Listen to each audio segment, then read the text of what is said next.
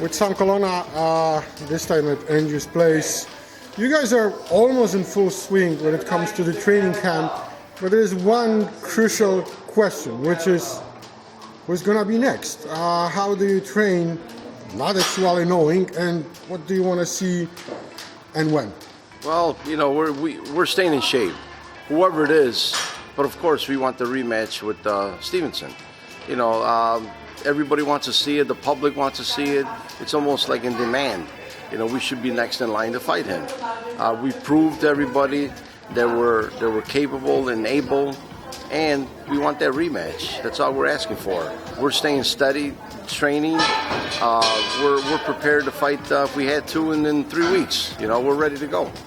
Of course, I mean 3 weeks. It's not going to happen in 3 weeks. No, I'm just saying that we're ready. You guys are ready. Andrew just said in comparison to his two previous fights versus Cleverly versus Chavez Jr., his fitness level is much higher. And you just said after finishing some pads with him that I should feel sorry for you because Andrew already hits hard. How hard? Yeah, I mean, this guy here, I've trained many fighters, and pound for pound, I would say that he has to be the hardest puncher I've ever dealt with. You know, both hands. Both hands. It doesn't matter if he hits you with the left or the right. You know, uppercuts or a jab or a right hand. His jab is harder than most fighters' right hand. He's got a vicious jab. It's getting better and better every time we work, and that's what we've been concentrating on: leverage and being in position to punch. There's so much talk about Andrew's development in the last year and a half, but you always said there is still the ceiling is still so much higher. There's always more to learn in boxing. You know, you can never, you know, be finished. By the time you're end of your career, you always could have done something different. And so we're always striving to get better and better. When it comes to the Andrew, what would it be? Because like we already know, and the fighters already know how hard he hits. Well, the thing we have to really work on is more his defense. You know, he lacks on that.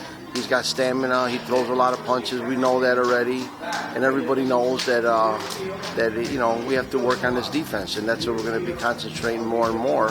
Not forgetting the other things that we're working on.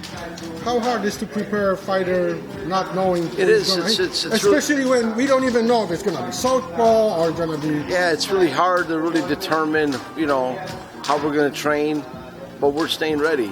Whoever it is, you know, if it's Stevenson or if it's anybody else, you know, mentally we want to fight Stevenson. It's in Andrew's head that's what he wants. So, you know, if that's the case, then we're going to be ready for him. If it's somebody else, we're going to be preparing for whoever it is. Both of the guys are already, you know, exchanging some Twitter jabs. It doesn't hurt. I mean, it's Twitter. But do you like this part of new part of boxing? You know, all those Facebook, Twitter. Well, I'm really against it. But hey, that's the new generation, the new world. You know, everything's on social media. You know, and we have to deal with it. Before, a fighter didn't even know who he was fighting, couldn't look up a record. Now you go on the computer and figure everything out: what the guy eats, what he drinks, where he's at, what he's doing, because everything's posted, you know. And it's in the way it's good and the way it's bad. I'm against it, but hey, I'm dealing with it, you know. Sam Colonna, Andrew's Fonfara trainer, telling how it is. Sam, we're gonna follow you guys, and of course Andrew, and hopefully we're gonna know sooner than later who's gonna be next. The sooner the better, and hopefully it's Stevenson. Thank you very much.